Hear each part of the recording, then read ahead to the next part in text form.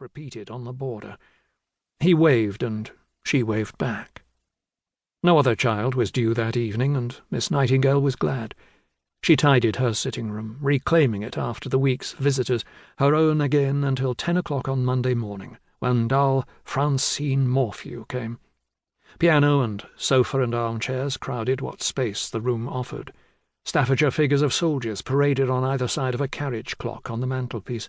Pot lids and the framed trays of chocolate moulds her father had collected decorated the walls, among watercolours and photographs. Daffodils in vases were on the sofa table and on the corner shelf near the door. When she had tidied, Miss Nightingale poured herself a glass of sherry.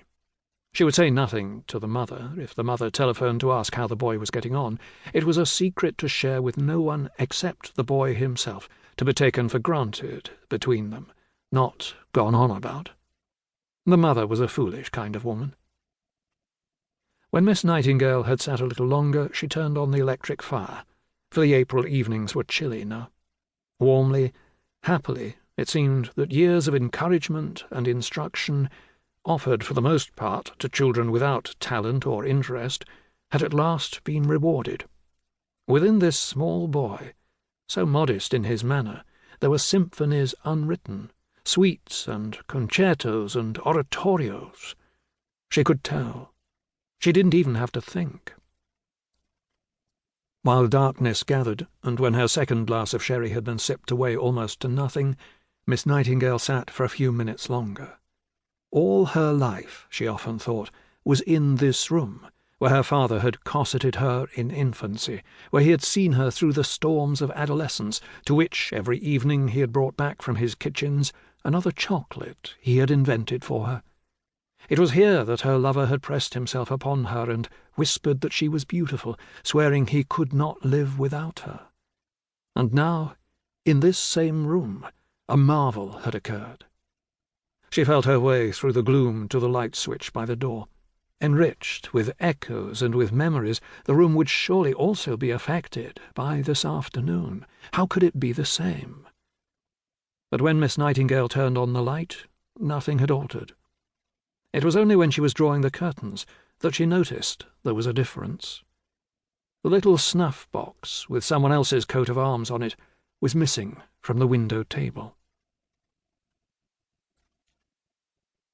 The next Friday, a porcelain swan went, and then the pot lid with a scene from Great Expectations on it, and then an earring she'd taken out because the clasp was faulty. A scarf, too flimsy to be of use to a boy, was no longer on its hall-stand peg when she looked for it one Saturday morning. 2 of the Staffordshire soldiers went. She didn't know how he did it. She watched and saw nothing.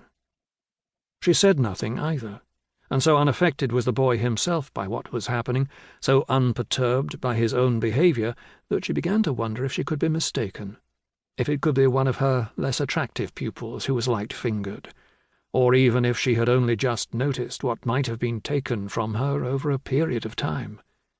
But none of this made sense, and her flimsy excuses all fell apart.